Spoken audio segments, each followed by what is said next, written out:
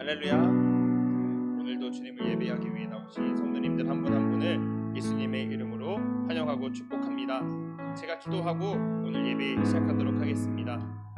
하나님 감사합니다. 오늘도 우리에게 주의를 허락하여 주시옵시고 주님 전에 나와 하나님을 예배하게 하심에 감사합니다. 하나님, 우리가 지금 우리가 교회입니다 라는 주제를 가지고 계속해서 나아갑니다. 하나님 함께 해 주시옵시고 우리가 이 훈련을 끝까지 잘 마칠 수 있도록 우리에게 힘을 허락하여 주시옵소서. 아버지, 이 시간 주님을 예배할 때에 우리의 마음과 뜻과 힘을 다해 주님을 예배하기 원합니다. 성령님, 우리의 마음과 우리의 생각을 다스려 주시옵소서. 악한 일 통하지 않도록 주님 우리를 지켜 주시옵소서. 감사합니다. 예수님의 이름으로 기도드립니다. 아멘. 함께 예수 나의 치료자 찬양하며 나아가겠습니다.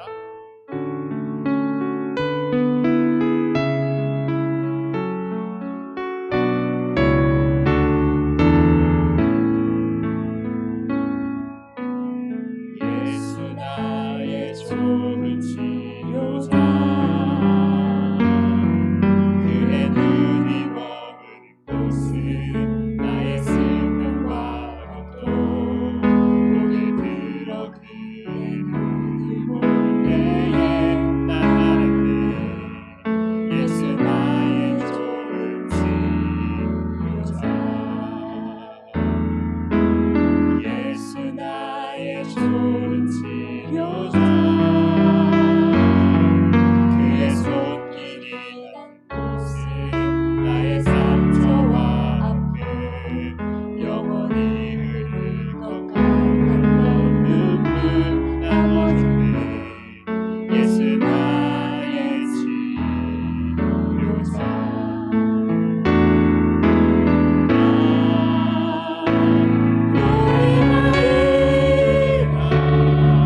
선한 나를 돌아보시 그새 주를 찬양해. 나를 닿는 곳까지 내 손을 내라. 예수 나의 치료자,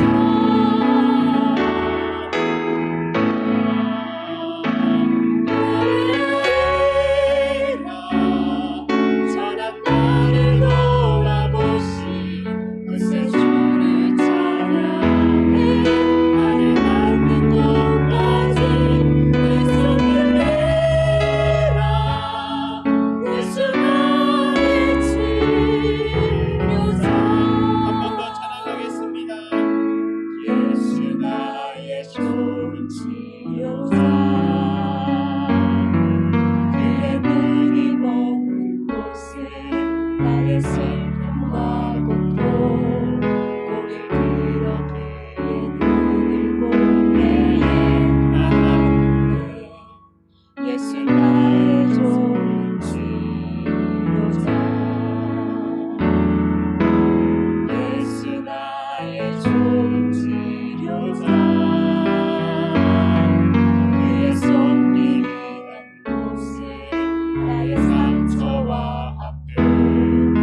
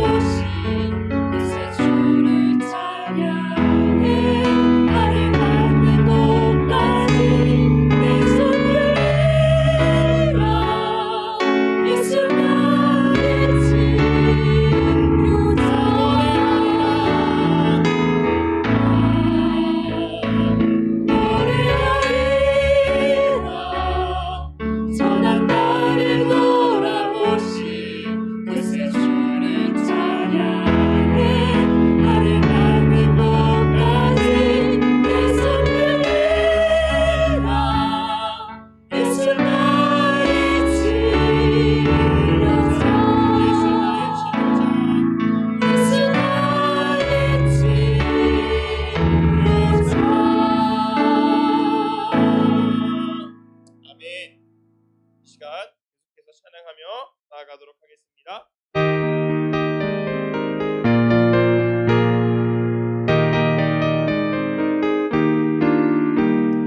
세상 모든 풍파 나를 흔들어 악한 마음 낙심하게 될 때에 내려주신 주의 목을 세어라 주의 크신 복을 내가 알리라 많은 복을 세어 보아라 크신 복을 내가 알리라 많은 복을 세어 보아라 주의 크신 복을 내가 알리라 세상 근심 걱정 너를 누르고 십자가를 등에 지고 나갈 때 주가 내게 주신 복을 세어라 두려움 없이 항상 찬송하리라 많은 복을 세어 보아라 크신 복을 내가 알리라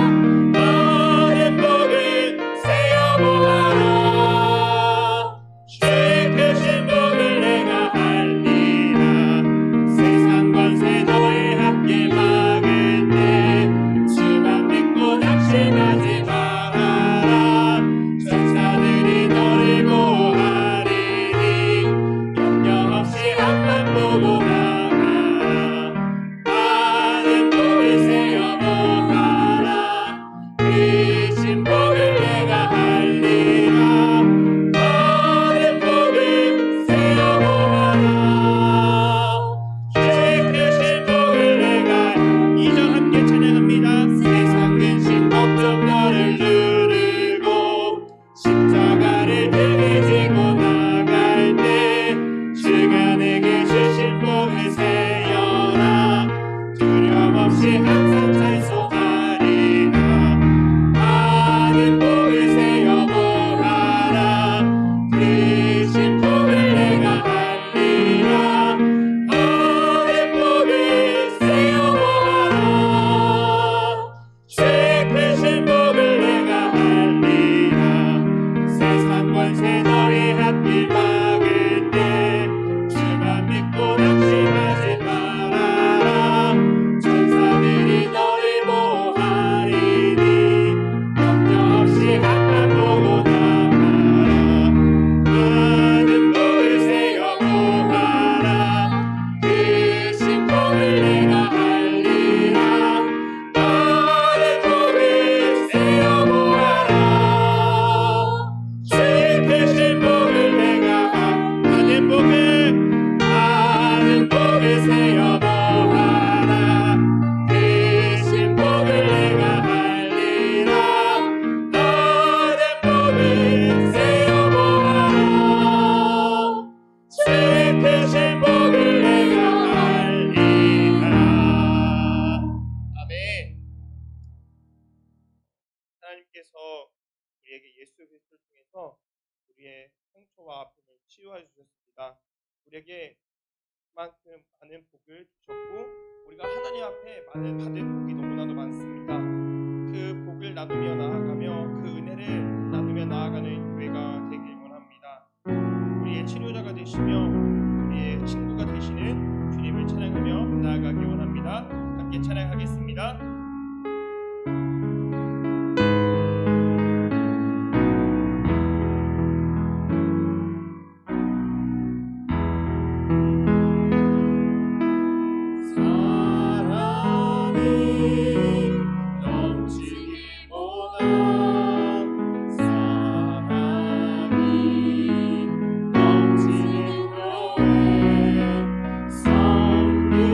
섬김을 원하니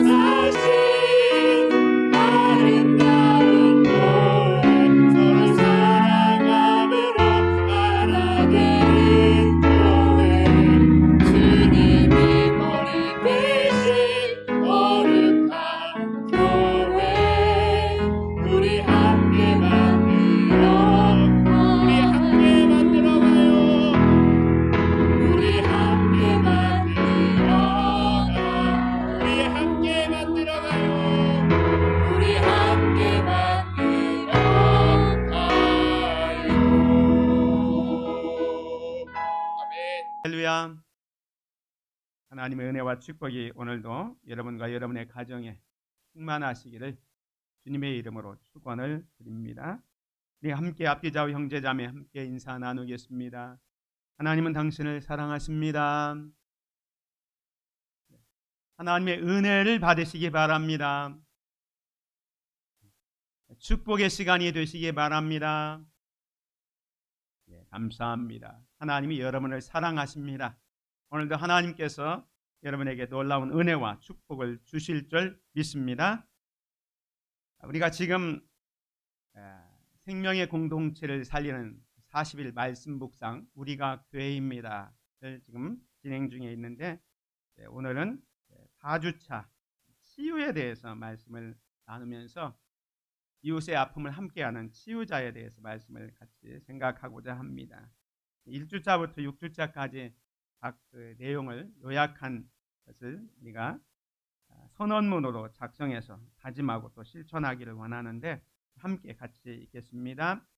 우리는 세상으로부터 부름받은 하나님의 백성입니다. 또한 세상으로 보냄받은 그리스도의 제자입니다. 보냄받은 소명자로서 하나님을 기쁘게 찬양하는 성령 충만한 예배자가 되겠습니다. 진리를 배우고 수호하는 은혜의 빚진 자가 되겠습니다. 땅끝까지 복음을 전파하는 전도자가 되겠습니다. 이웃의 아픔을 함께하는 치유자가 되겠습니다. 온 성도가 하나 되는 화해자가 되겠습니다.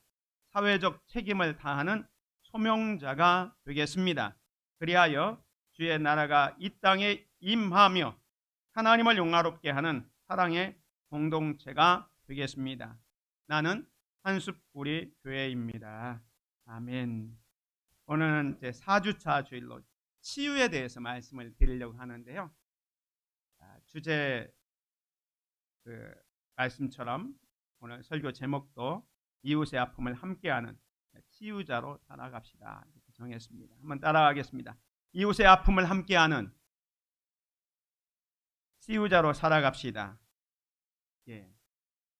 우리가 지금 4주차를 벌써 하고 있는데요. 1주차 주제는 예배에 대해서 말씀드렸습니다.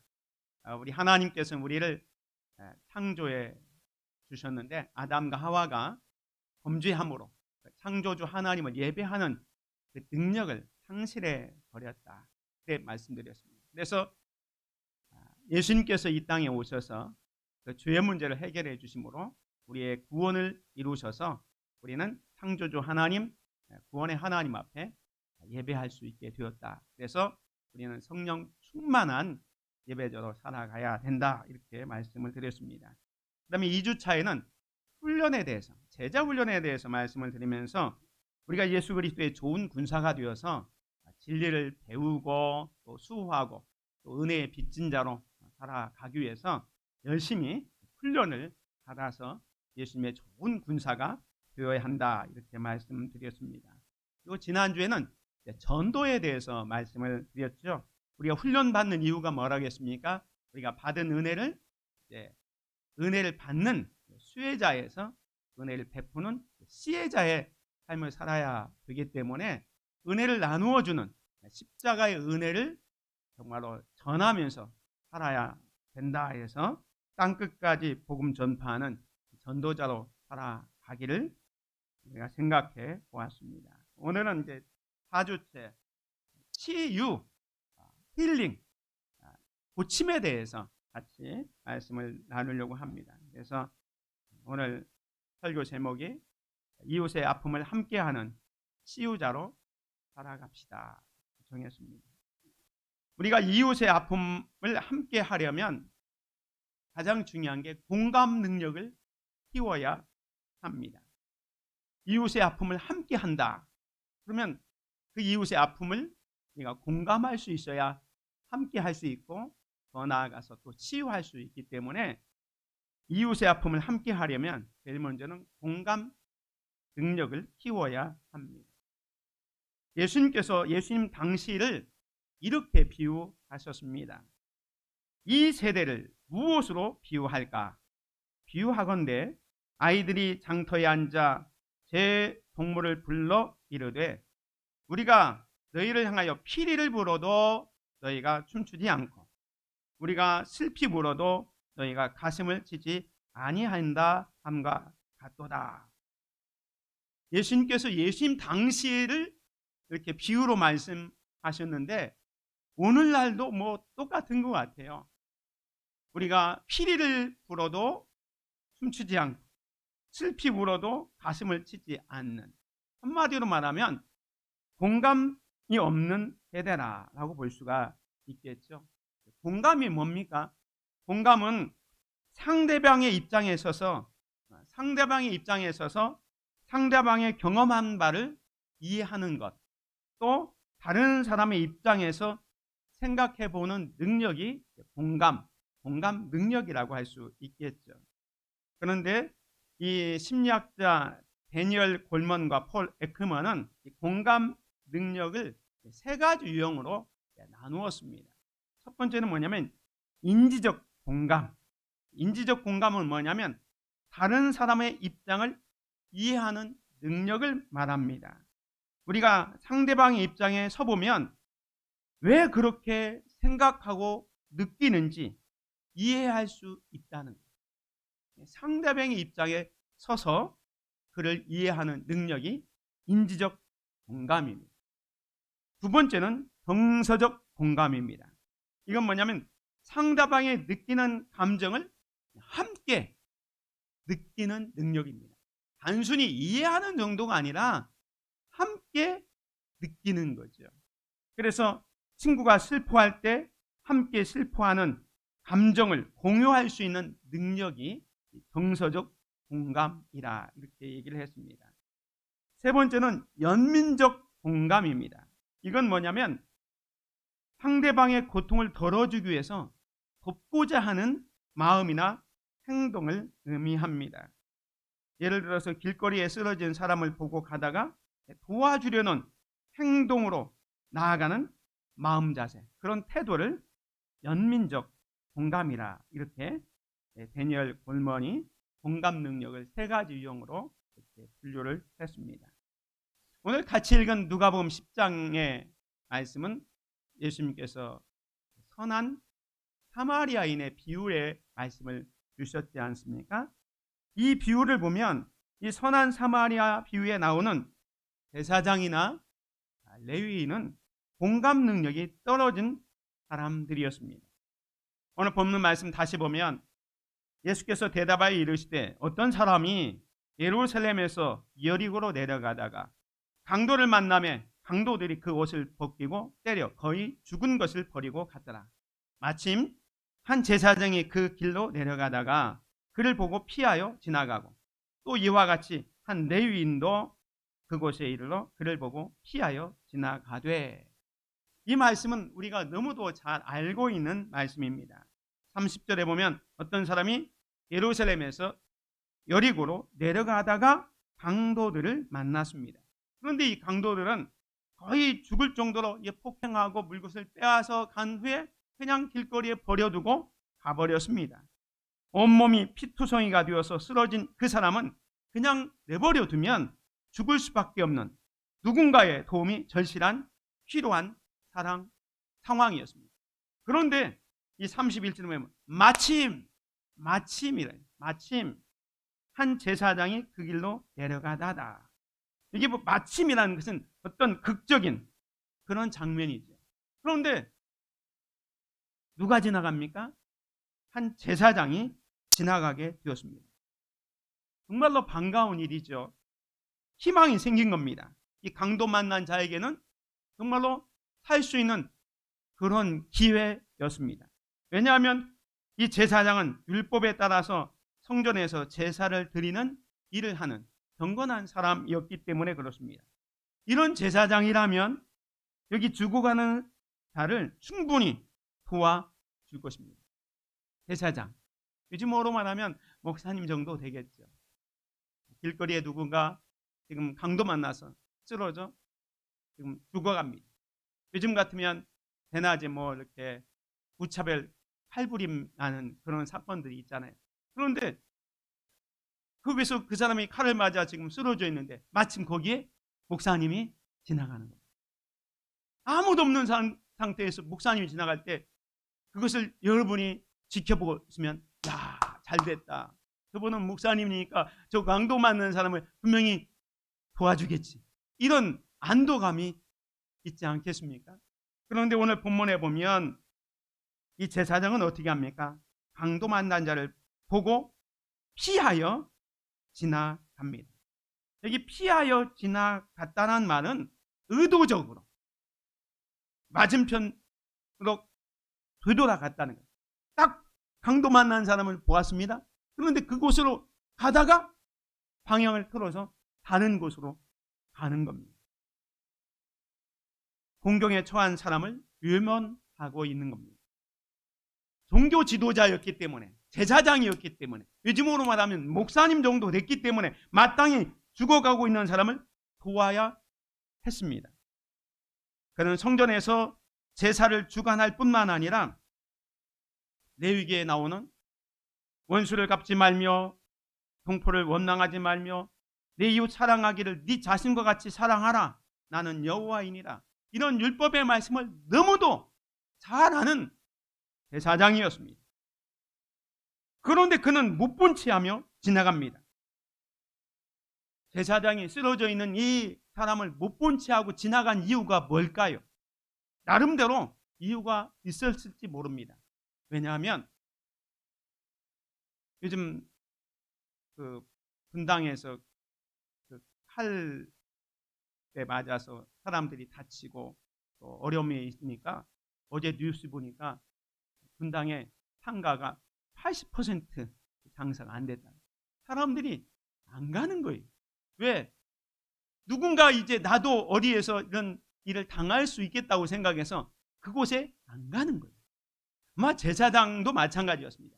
지금 이 강도들이 이 사람만 해치고 갔다면 모르지만 또 어딘가 매복하고 숨어 있다가 제사장인 자기도 공격해서 자기에게도 위험이 올 수 있는 그런 죽을 상황이 있기 때문에 내가 저쪽은 가지 않아야겠다.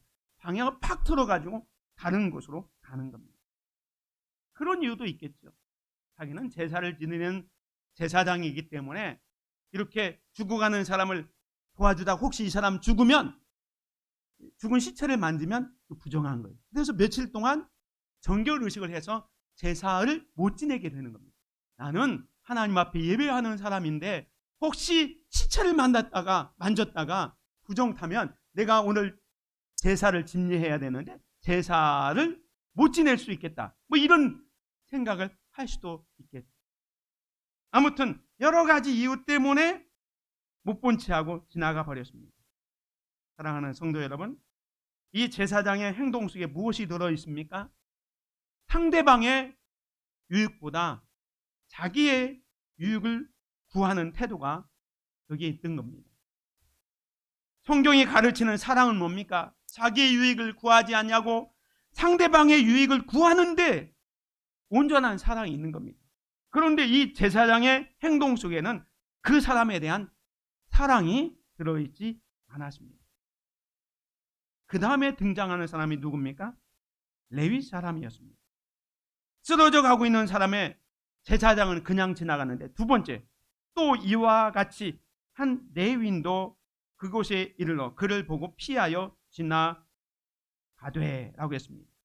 그런데 이 레위인도 제사장과 마찬가지로 똑같이 못 본 채하며 지나갔습니다. 이 레위인은 제사장처럼 제사를 직접 주관하지는 않지만 제사장을 도와서 성전에서 봉사하는 일을 했습니다. 요즘으로 말하면 장로님, 권사님, 집사님 정도 되겠죠. 신앙이 아주 좋은 사람입니다. 그리고 이 레위인들은 사실 또 백성들을 율법을 가르치는 선생 역할도 했습니다. 그렇기 때문에 아까 말씀드린 것처럼 내 이웃을 사랑하기를 네 자신과 같이 사랑하라, 이 말씀도 알고 있었을 겁니다. 그렇지만 이 레위는 자신이 가르쳤던 대로 행동하지 않았습니다. 도움이 절실히 필요했던 사람을 외면해 버렸습니다. 이 강도 만난 사람은 두 번씩이나 도움을 받을 수 있는 기회가 날아가 버린 겁니다. 사랑하는 성도 여러분, 오늘 본문에 등장하는 대사장이나 레위인에게 무슨 문제가 있습니까? 일반적으로 보면 이 사람들은 정이 없다, 무정한 사람들이라고 볼 수 있겠죠. 그 다음에 이 사람들은 다른 사람의 아픔을 외면하는 정말로 공감 능력이 떨어진 사람들. 신앙적으로 보면 이들은 하나님에 대한 사랑도 없었습니다. 하나님을 분명히 섬기는 신분, 제사장이었고 레위인이었다는 것을 본다면 이들은 분명히 하나님도 사랑하지 않고 이웃을 사랑하지 않고 있는 죄를 범하고 있는 거예요. 야고보서 4장 17절에 보면 그러므로 사람이 선을 행할 줄 알고도 행하지 아니하면 되니라 그랬습니다. 이들은 분명히 하나님의 말씀, 이웃 사랑하길 자기 몸 사랑하는 것처럼 사랑하라, 율법의 말씀을 분명히 알고 있었습니다. 알면서도 행하지 않는 것, 이게 죄였습니다.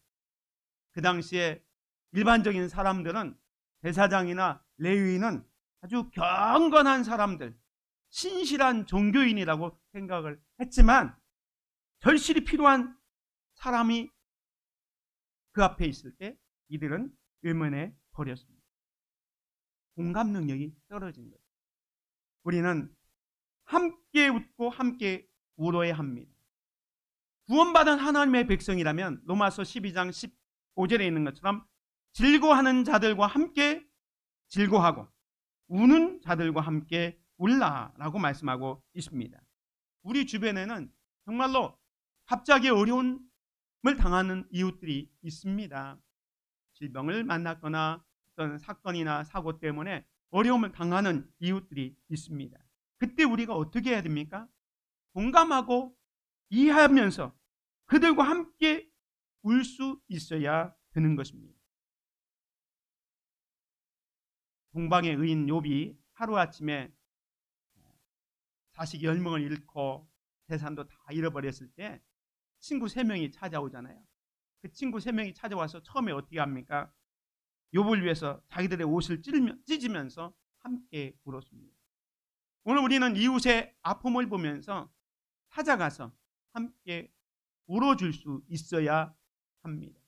예수님께서도 나사로가 죽었을 때 그 무덤 앞에 가서 슬퍼하는 사람들을 보면서 함께 우셨던 것을 보게 됩니다. 우리는 그리스도의 몸이요 지체의 각 부분입니다. 믿음의 공동체는 예수 그리스도 안에서 한 형제요 한 자매이기 때문에 우리 형제 자매 중에서 누군가 아픔이 있다면 함께 아파할 수 있어야 됩니다. 고린도전서 12장에 보면 이런 말씀이 있습니다. 우리의 아름다운 지체는 그럴 필요가 없느니라. 오직 하나님이 몸을 고르게 하여 부족한 지체 중에서 귀중함을 더하사 몸 가운데서 분쟁이 없고 오직 여러 지체가 서로 같이 돌보게 하셨느니라. 만일 한 지체가 고통을 받으면 모든 지체가 함께 고통을 받고 한 지체가 영광을 얻으면 모든 지체가 함께 즐거워하느니라. 너희는 그리스도의 몸이요 지체의 각 부분이라. 여러분, 우리 몸도 마찬가지죠. 우리 한 손이 아프면 이 손만 아픈 게 아니죠. 우리 전체가 아픔을 느끼는 거예요. 우리 형제 중에, 우리 자매 중에, 우리 믿음의 권속들 중에 누가 어려움을 당했다, 힘든 일이 있다, 그러면 함께 슬픔을 공감하고 함께 울어줄 수 있어야 합니다. 여러분 주변에 누군가 환난 당한 사람이 있습니까? 그들을 피하지 마십시오. 그들을 방문하십시오. 그들과 함께 고통을 나누는 것이 성도의 자세입니다. 이웃의 아픔을 함께 하기 위해서는 먼저 공감 능력을 키워야 합니다. 두 번째로 이웃의 아픔을 함께 하려면 형식적인 말보다 행함이 우선이 되어야 합니다. 야고보서에 보면 이런 말씀이 있습니다. 만일 형제나 자매가 헐벗고 일용할 양식이 없는데 너희 중에 누구든지 그에게 이르되 평안히 가라, 덥게 하라, 배부르게 하라 하며 그 몸에 쓸 것을 주지 아니하면 무슨 유익이 있으리요. 이와 같이 행함이 없는 믿음은 그 자체가 죽은 것이라. 우리가 누군가의 아픔이나 또 어려움을 볼 때 위로의 말을 할 수 있죠. 그런데 그 위로의 말이 형식적이 되어서는 안 된다는 거예요. 흔히 말한 립 서비스가 되어서는 안 된다는 거예요. 말보다 행함이 우선입니다. 오늘 본문의 야고보서의 말씀처럼 누군가 지금 헐벗고 일용할 양식이 없는데 그냥 말로만 편안하라, 덥게 하라, 배부르게 하라 하면서 그 몸에 쓸 것을 안 주면 무슨 유익이 있겠느냐? 행함이 없는 믿음은 그 자체가 죽은 것이다 라고 말씀하고 있습니다. 오늘 본문에 나오는 제사장이나 레위 사람들은 이웃 사랑에 대한 설교를 많이 했을 겁니다. 이웃을 사랑해야 합니다. 이웃의 고통을 외면해서는 안 됩니다. 이웃이 어려움이 있으면 도와줘야 합니다. 등등 이웃 사랑에 대해서 설교를 많이 하고 가르치기도 많이 했을 것입니다. 그러나 막상 자신들이 어려움을 당한 사람을 보았을 때는 그것을 실천하지 못하고 외면하고 피하여 갔습니다. 말은 많이 했는지 모르지만 그들은 말대로 살지 못했습니다. 반면에 오늘 본문에 나오는 사마리아 사람을 보십시오. 33절에 보면 어떤 사마리아 사람은 여행하는 중 거기 이르러 그를 보고 불쌍히 여겨 가까이 가서 기름과 포도주를 그 상처에 붓고 싸매고 자기 짐승에 태워 주막으로 데리고 가서 돌보아 주니라. 그 이튿날 그가 주막 주인에게 데나리온 2를 내어주며 이르되 이 사람을 돌보아 주라. 비용이 더 들면 내가 돌아올 때에 갚으리라 하였으니. 오늘 이 사마리아 사람은 이웃의 아픔을 공감하고 강도 만난 자의 실제적인 도움과 치료자, 위로자가 되고 있는 것을 보게 됩니다. 이 사마리아 사람은 앞에 나오는 제사장이나 레위 사람들과는 대조적인 행동을 합니다.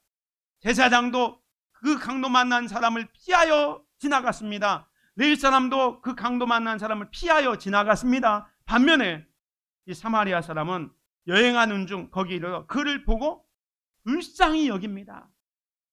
긍휼히 여기는 그 인지적 공감력을 가지고 있습니다.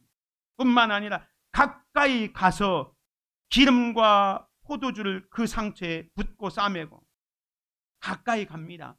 피하여 갔던 제사장이나 레위 사람들과는 전혀 다르게 가까이 갑니다. 그리고 자기 짐승에 태워서 주막으로 데리고 가서 돌보아 줍니다. 공감적 능력이 뛰어나죠. 심지어 그 이튿날 그가 주막 주인에게 데나리온 2를 주며, 데나리온은 노동자 하루 품삯이니까 쉽게 말하면 한 20만 원 주면서 이 사람 돌보아 주라. 혹시 치료비가 더 들면 내가 돌아올 때 갚아주겠다라고 얘기합니다. 사랑하는 성도 여러분, 이 사마리아 사람은 어떤 사람이었습니까? 이 사마리아 사람들은요, 혼혈 유대인으로서 정통 유대인들에게 이방인 취급을 받았습니다. 심지어 사마리아 사람들은 창녀나 세리처럼 취급을 당했습니다. 그런데 그런 사마리아 사람은 내 이웃을 내 몸처럼 사랑하라는 하나님의 말씀을 실천하고 있습니다. 반면 정통 유대인이라고 하는 종교 지도자들, 대제사장, 레위 사람들은 하나님의 말씀을 외면하고 있는 것입니다. 예수님께서 이 비유를 하신 이유가 뭡니까? 이 비유를 하신 이유가 어떤 율법사가 예수님 앞에 왔습니다. 와서 예수님을 시험, 테스트해 보려고 선생님, 내가 무엇을 하여야 영생을 얻으리까? 이 율법교사가 예수님에게 질문을 던진 거예요. 내가 무엇을 하여야 영생을 얻습니까? 질문했을 때 예수님께서 뭐라고 말씀하냐면 예수께서 이르시되 율법에 무엇이라 기록되었으며 네가 어떻게 읽느냐? 그랬더니 이 율법 교사가 이야기합니다. 네 마음을 다하며 목숨을 다하며 힘을 다하며 뜻을 다하여 주 너의 하나님을 사랑하고 또한 내 이웃을 네 자신과 같이 사랑하라 하였나이다. 율법에 하나님 사랑, 이웃 사랑을 실천하라 이렇게 말씀했다고 했습니다. 예수님께서 말씀합니다. 이 대답이 옳도다. 이를 행하면 그러면 행하라. 그러면 살리라. 무슨 말씀입니까? 하나님 사랑하고 이웃을 네 자신의 몸처럼 사랑하면 네가 원하는 영생을 얻을 수 있다. 이렇게 말씀한 겁니다. 그랬더니 29절에 이 율법사가 또 다른 질문합니다. 그 사람이 자기를 옳게 보이려고 예수께 여짜오되 그러면 내 이웃이 누구입니까? 내 이웃이 누구입니까? 이 질문했을 때 예수님께서 선한 사마리아인의 비유를 하신 겁니다. 하시면서 마지막 결론이 뭡니까? 이 생각에 이 세 사람 중에 누가 강도 만난 자의 이웃이 되겠느냐? 이 율법교사가 이야기합니다. 자비를 베푼 자니이다. 예수께서 이르시되 가서 너도 이와 같이 하라 말씀합니다. 예수님께서 이 율법교사를 향해서 또 오늘 저와 여러분을 향해서 주시는 교훈이 무엇입니까? 오늘 말씀을 통해서 예수님께서 하시고자 하는 내용이 뭡니까? 참된 신앙이라는 것은 어떤 종교적인 그 교리에 충실하는 것이 아니라 그 종교적인 가르침을 실천함을 말씀하고 있습니다. 제사장, 레위인들, 이웃을 자기 몸처럼 사랑하라는 그 교리는 너무너무 잘 알고 있었고 가르치고 설교했던 사람이지만 실제로 그것을 실천하지 않았습니다. 참된 신앙은 뭐냐? 아는 것이 아니라 행하는 것이다 라고 말씀하고 있는 겁니다. 뿐만 아니라 이 율법교사가 그러면 내 이웃이 누구입니까? 라고 질문했잖아요. 그 질문보다 너는 나는 누구의 이웃이 되어야 합니까?를 물어야 함을 이야기하고 있습니다. 우리 주변에 정말로 많은 사람들이 있는데 우리는 누구의 이웃이 되어야 합니까?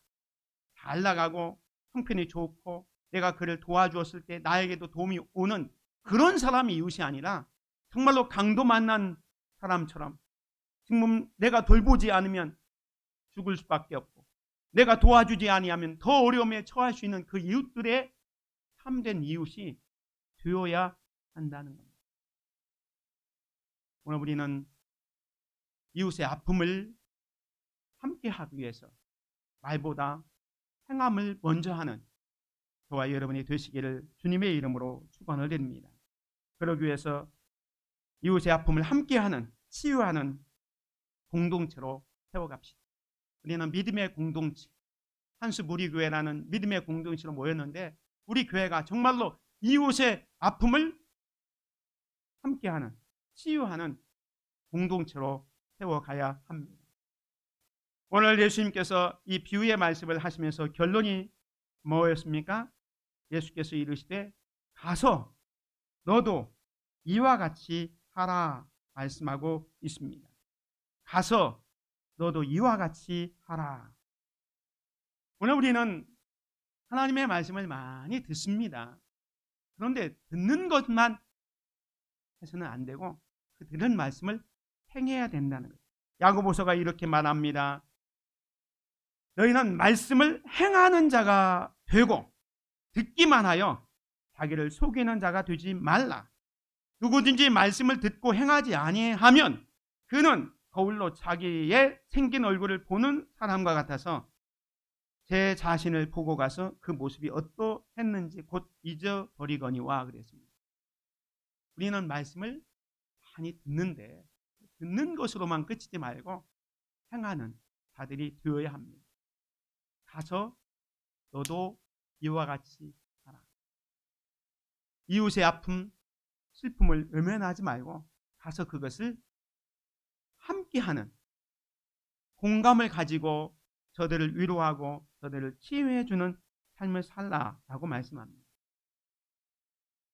로마서 14장 18절의 말씀에 보면 제가 좋아하는 말씀이고 우리 성도들에게 늘 우리가 이런 삶을 살아야 된다라고 말씀을 드리는데, 그리스도를 섬기는 자는, 우리는 말하잖아요. 우리가 그리스도를 섬기는 자는 먼저는 하나님을 기쁘시게 해야 됩니다. 하나님을 기쁘시게 해야 됩니다. 더 나아가서 사람에게도 칭찬을 받느니라. 믿음의 사람이라면 하나님을 기쁘게 해야 되죠. 그리고 사람들에게도 칭찬을 받아야 합니다. 늘 말씀드리지만 베스트 성도들의 모임이 베스트 교회, 최고의 성도들이 모인 교회가 최고의 교회가 되는 것입니다.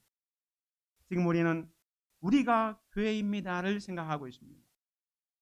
나는 한숲 우리 교회입니다 라고 외치고 있습니다. 다시 말하면 여러분 한 분 한 분이 우리 한숲 우리 교회 대표 선수입니다. 여러분이 잘하면 우리 한숲 우리 교회는 하나님에게뿐만 아니라 사람들에게도 칭찬을 받는 교회가 될 것입니다. 우리가 이웃의 아픔을 함께하는 치유자로 살아가면 그런 성도들의 모임인 이 교회 공동체는 치유하는 공동체가 될 것입니다. 그런데 만약에 우리가 다른 사람의 아픔과 상처를 외면하고 지나쳐버리고 그냥 말만 한다면 교회 공동체는 치유하는 공동체가 아니라 오히려 상처를 주는 공동체가 될 것입니다. 우리가 예수 그리스도 안에서 한 지체라고 말한다면 그 지체들, 우리 형제 자매들이 힘들고 어려운 일이 있다면 찾아가서 함께 슬퍼하고 위로하고 치유할 수 있어야 합니다. 만약에 옆에 형제 자매들이 힘들고 어려운 일이 있는데 나하고는 상관이 없다 라고 있다면 그것은 나병 환자나 마찬가지입니다. 나병 환자들은요, 자기 손가락이 막 끊어져 나가도 아픔을 느끼지 못합니다. 영적 나환자, 형제 자매들이 지금 아프고 슬퍼하고 있는데 내일이 아니라고 그걸 느끼지 못한다? 영적 나병 환자나 똑같습니다. 한숲 우리 교회 성도들은 서로 사랑하고 서로 위로하고 서로 격려하고 서로 세워주고 서로 기도해주고 서로 덕을 세우기를 지금도 잘하지만 더 열심히 더욱 힘쓰는 그런 성도들이 되시기를 바랍니다. 한숲 우리 교회가 슬픔과 기쁨을 함께 나눌 수 있기를 바랍니다. 공감 능력이 더 깊어질 것입니다. 뿐만 아니라 그리스도인으로서 이 사회의 아픔과 기쁨을 공감하는 교회가 되어야 합니다. 울타리에 갇혀서 우리들만의 공동체가 아니라 세상 속의 빛과 소금으로서 세상 사람들의 아픔과 기쁨을 함께 느끼고 공감해주고 치료하는 교회가 되기를 원합니다. 이웃의 아픔을 함께하는 치유자로 살아갑시다. 이웃의 아픔을 함께하는, 아파하는 공감 능력을 키우시기 바랍니다. 형식적인 말보다 행함으로 참된 치유자가 됩시다. 이 한숲 우리 교회를 치유하는 공동체로 세워가는 저와 여러분이 되시기를 주님의 이름으로 축원을 드립니다. 기도하겠습니다. 사랑의 아버지 하나님, 오늘 우리에게 생명의 공동체를 살리는 4주차 치유에 관한 말씀을 주시니 감사합니다. 이웃의 아픔을 함께 공감하는 그 공감 능력을 갖게 하소서. 우리 주변에는 강도 만난 자와 같이 우리의 도움이 필요한 사람들이 많이 있습니다. 그들을 보면서 그냥 지나치는 제사장과 레위인과 같은 삶이 아니라 실제로 도움을 주는 사마리아 사람과 같은 삶을 살기를 원합니다. 주님은 우리에게 가서 너도 이와 같이 하라 말씀하셨습니다. 가서 너도 이와 같이 하라. 그 주님의 음성을 우리가 분명히 들었습니다. 우리도 인생의 행로를 걸어갈 때 주님의 이 음성에 순종하는 생활을 할 수 있도록 도와주옵소서. 내가 할 수 있는 일을 최선을 다해서 이웃을 섬기고 서로 사랑하며 위로하고 격려하며 세워주는 삶을 살게 하옵소서. 이웃의 아픔을 함께하는 치유자로 살게 하옵소서. 예수 그리스도의 이름으로 기도드립니다. 아멘.